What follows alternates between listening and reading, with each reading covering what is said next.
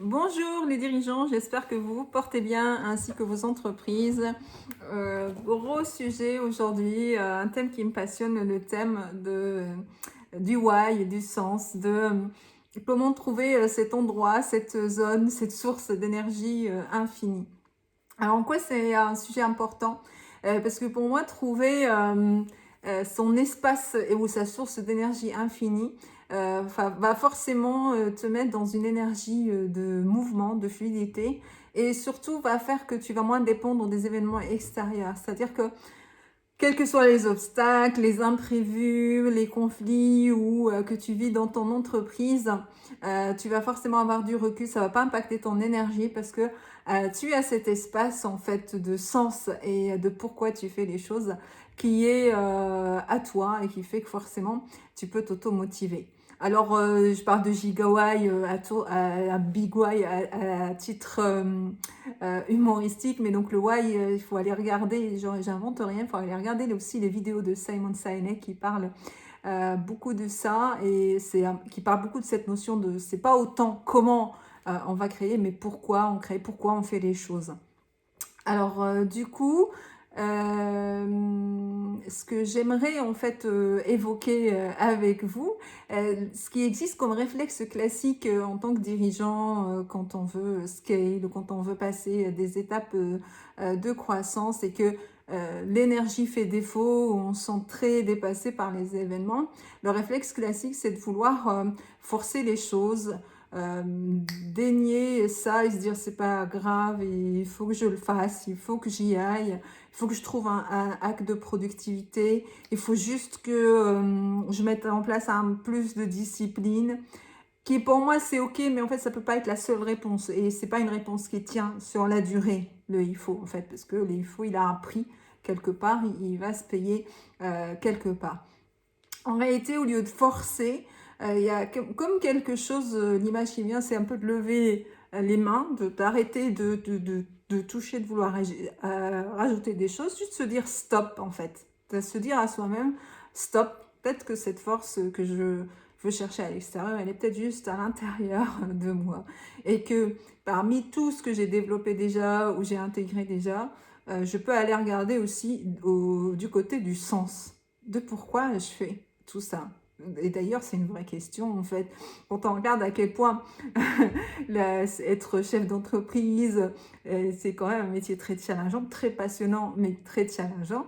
Il y a une vraie question de se dire pourquoi tu fais ça, pourquoi. Et en fait, la notion du sens, elle est puissante pour moi en tant que dirigeant parce que quand toi, en tant que dirigeant, tu as trouvé le sens, tu pourras aussi peut-être le communiquer à tes collaborateurs. Il y a le sens personnel pour soi, peut-être un sens intime, mais aussi le sens de ton projet d'entreprise aussi.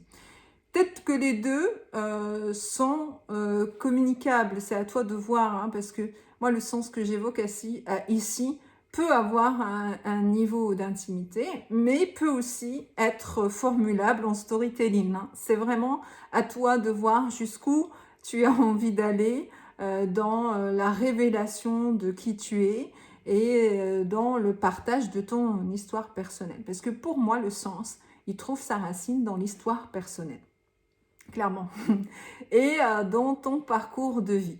Donc, en séance avec mes clients, par le questionnement, par les exercices qu'on met en place, quand on touche au vrai sens, il y a une émotion, généralement. Et pour moi, c'est un indice. Ça ne veut pas dire que je vais chercher l'émotion à tout prix, mais il se passe quelque chose. Et ça passe par le corps en réalité.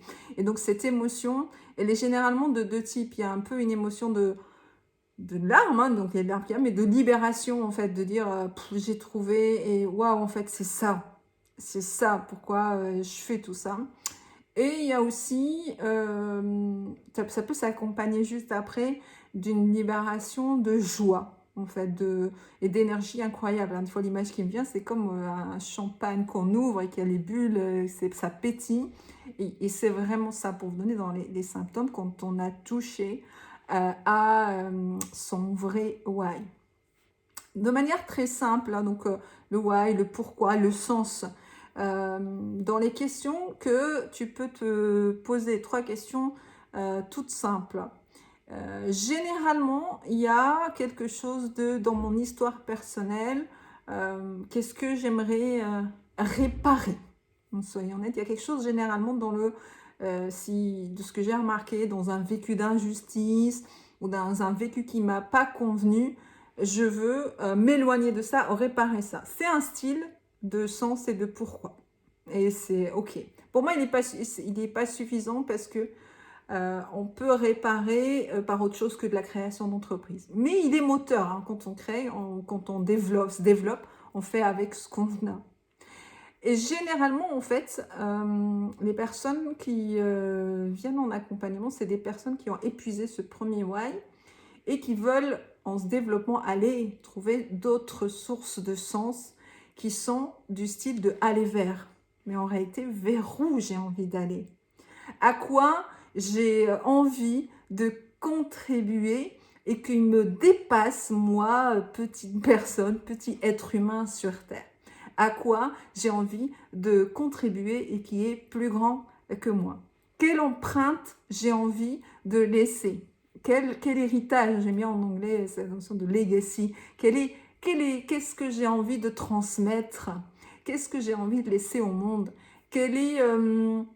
Comment je développe ce sens du service, de donner, de contribuer à travers mon entreprise, la création à travers mes scales, à travers mes phases de développement. Voilà, 3 questions toutes simples, big questions.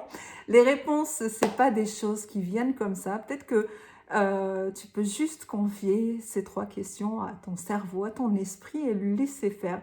Il te donnera peut-être des débuts de réponse. Et s'il ne te donne pas des débuts de réponse, n'hésite pas à me laisser un commentaire ou à venir m'en parler en séance découverte. Mais surtout, avant de partir, je t'invite à t'abonner à ma chaîne et à aller sur mon site internet télécharger mon e-book gratuit. Pourquoi 75% des dirigeants ratent le virage de leur croissance?